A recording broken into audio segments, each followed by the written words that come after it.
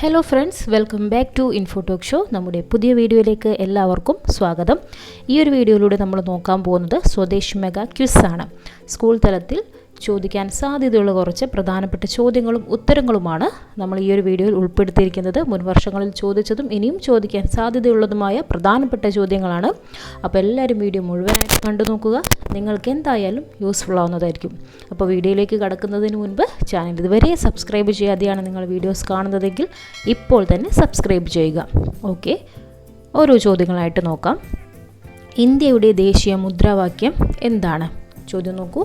ഇന്ത്യയുടെ ദേശീയ മുദ്രാവാക്യം എന്താണ്? ഉത്തരം സത്യമേവ ജയതേ. ഇന്ത്യയുടെ ദേശീയ മുദ്രാവാക്യം എന്താണ്? സത്യമേവ ജയതേ. ഓരോ ചോദ്യം വായിക്കുമ്പോഴും ഉത്തരം ഒന്ന് ഗസ് ചെയ്ത് നോക്കുക. അറിയാത്തതാണെങ്കിൽ പഠിച്ചു തന്നെ മുന്നോട്ട് പോവുക. ഓക്കെ, രണ്ടാമത്തെ ചോദ്യം. ഗാന്ധിജി ദക്ഷിണാഫ്രിക്കയിൽ സ്ഥാപിച്ച ആദ്യത്തെ ആശ്രമം ഏത്? ഗാന്ധിജി ദക്ഷിണാഫ്രിക്കയിൽ സ്ഥാപിച്ച ആദ്യത്തെ ആശ്രമം ഏതാണ്? ഉത്തരം ഫിനിക്സ്. ഗാന്ധിജി ദക്ഷിണാഫ്രിക്കയിൽ സ്ഥാപിച്ച ആദ്യത്തെ ആശ്രമമാണ് ഫിനിക്സ്. അടുത്ത ചോദ്യം. ദക്ഷിണാഫ്രിക്കയിൽ ഗാന്ധിജി ആരംഭിച്ച പത്രം ഏതാണ്? ദക്ഷിണാഫ്രിക്കയിൽ ഗാന്ധിജി ആരംഭിച്ച പത്രം ഏതാണ്? ഉത്തരം നോക്കിക്കോളൂ. Indian opinion. ദക്ഷിണാഫ്രിക്കയിൽ ഗാന്ധിജി ആരംഭിച്ച പത്രം ഇന്ത്യൻ ഒപ്പീനിയൻ. എല്ലാവരും ഉത്തരം ഗസ് ചെയ്ത് നോക്കാം കേട്ടോ. അടുത്ത ചോദ്യം. ബംഗാൾ വിഭജനം നടന്ന വർഷം ഏത്? ബംഗാൾ വിഭജനം നടന്ന വർഷം ഏതാണ്? ഉത്തരം എന്താണ്? യെസ്, 1905. 1905 ബംഗാൾ വിഭജനം നടക്കുന്നത്. അടുത്ത ചോദ്യം. യാചകരുടെ രാജകുമാരൻ എന്നറിയപ്പെട്ടിരുന്ന വ്യക്തി ആരാണ്? യാചകരുടെ രാജകുമാരൻ എന്നറിയപ്പെട്ടിരുന്ന വ്യക്തി ആരാണ്? ഉത്തരം നോക്കാം. മദൻ മോഹൻ മാളവ്യ. യാചകരുടെ രാജകുമാരൻ എന്നറിയപ്പെട്ടിരുന്ന വ്യക്തിയാണ് മദൻ മോഹൻ മാളവ്യ.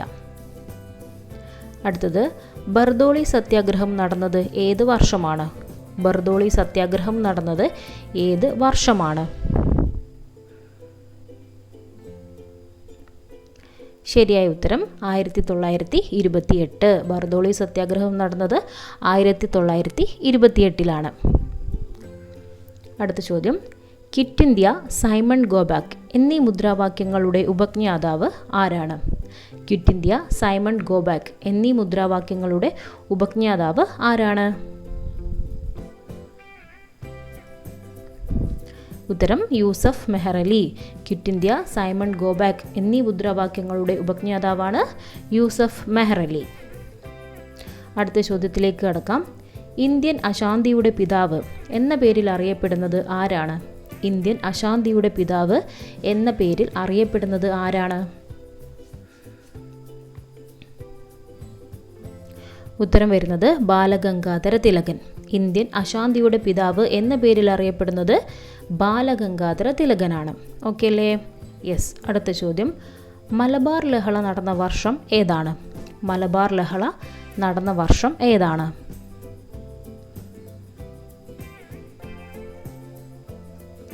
ഉത്തരം 1921. 1921 മലബാർ ലഹള നടക്കുന്നത്. അടുത്ത ചോദ്യം. ഇന്ത്യൻ തപാൽ സ്റ്റാമ്പിൽ ആദ്യം മുദ്രണം ചെയ്യപ്പെട്ട ചിത്രം. ഇന്ത്യൻ തപാൽ സ്റ്റാമ്പിൽ ആദ്യം മുദ്രണം ചെയ്യപ്പെട്ട ചിത്രം ഏതാണ്?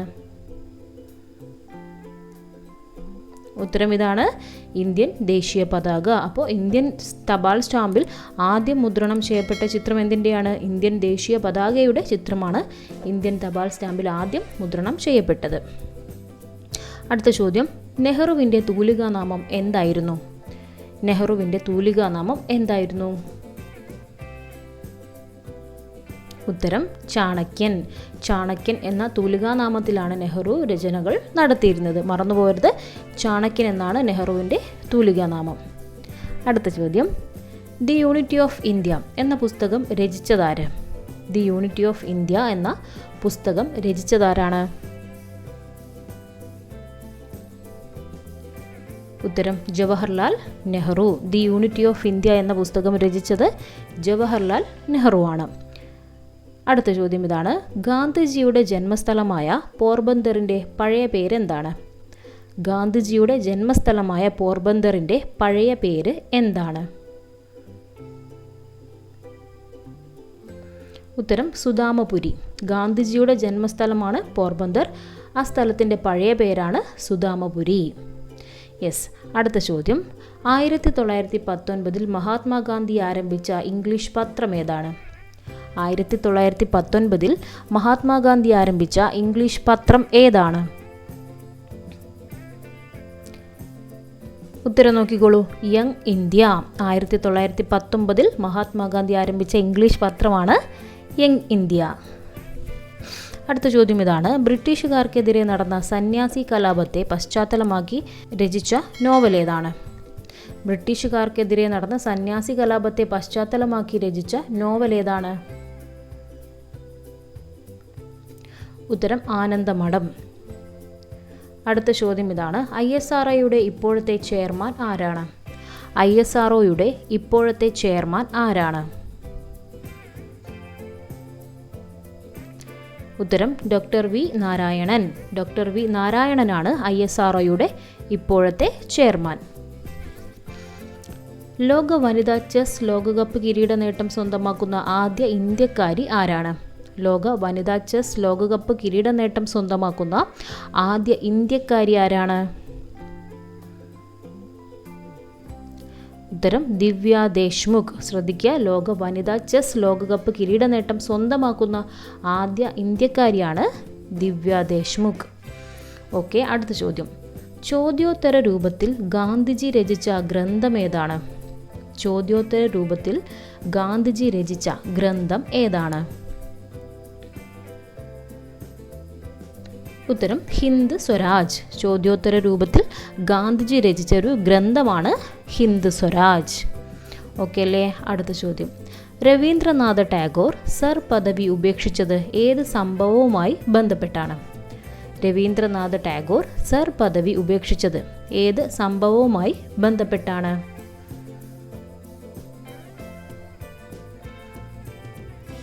ഉത്തരം ജാലിയൻ വാലാബാഗ് കൂട്ടക്കൊല. ജാലിയൻ വാലാബാഗ് കൂട്ടക്കൊലയ്ക്ക് ശേഷമാണ് രവീന്ദ്രനാഥ ടാഗോർ സർ പദവി ഉപേക്ഷിച്ചത്. അടുത്ത ചോദ്യം. കേരളത്തിലെ സിംഹം എന്ന് വിശേഷിപ്പിക്കപ്പെടുന്ന സ്വാതന്ത്ര്യ സമര പോരാളി ആരാണ്? കേരളത്തിലെ സിംഹം എന്ന് വിശേഷിപ്പിക്കപ്പെടുന്ന സ്വാതന്ത്ര്യ സമര പോരാളി ആരാണ്? ഉത്തരം പഴശ്ശിരാജ. കേരളത്തിലെ സിംഹം എന്ന് വിശേഷിപ്പിക്കപ്പെടുന്ന സ്വാതന്ത്ര്യ സമര പോരാളിയാണ് പഴശ്ശിരാജ. അടുത്ത ചോദ്യം. ഇന്ത്യൻ നാഷണൽ കോൺഗ്രസിൻ്റെ ആദ്യത്തെ വനിതാ പ്രസിഡന്റ് ആരായിരുന്നു? ഇന്ത്യൻ നാഷണൽ കോൺഗ്രസിൻ്റെ ആദ്യത്തെ വനിതാ പ്രസിഡന്റ് ആരായിരുന്നു? ഉത്തരം ആനി ബെസന്റ്. ഇന്ത്യൻ നാഷണൽ കോൺഗ്രസിൻ്റെ ആദ്യത്തെ വനിതാ പ്രസിഡന്റാണ് ആനി ബെസന്റ്. അടുത്ത ചോദ്യം ഇതാണ്. നെഹ്റു ഒപ്പുവച്ച ചരിത്രപ്രസിദ്ധമായ പഞ്ചശീല തത്വങ്ങൾ ഏതെല്ലാം രാജ്യങ്ങൾ തമ്മിലായിരുന്നു? നെഹ്റു ഒപ്പുവച്ച ചരിത്രപ്രസിദ്ധമായ പഞ്ചശീല തത്വങ്ങൾ ഏതെല്ലാം രാജ്യങ്ങൾ തമ്മിലായിരുന്നു? ഉത്തരം ഇന്ത്യയും ചൈനയും. അപ്പോൾ പഞ്ചശീല തത്വങ്ങൾ ഏതെല്ലാം രാജ്യങ്ങൾ തമ്മിലായിരുന്നു? ഇന്ത്യയും ചൈനയും. ഇതിൽ ഒപ്പുവെച്ചത് നെഹ്റുവാണ്. അടുത്ത ചോദ്യം. നെഹ്റു ജയിലിൽ വെച്ച് മകൾ ഇന്ദിരയ്ക്ക് എഴുതിയ കത്തുകളുടെ സമാഹാരം ഏതു പേരിൽ അറിയപ്പെടുന്നു? നെഹ്റു ജയിലിൽ വെച്ച് മകൾ ഇന്ദിരയ്ക്ക് എഴുതിയ കത്തുകളുടെ സമാഹാരം ഏതു പേരിലാണ് അറിയപ്പെടുന്നത്?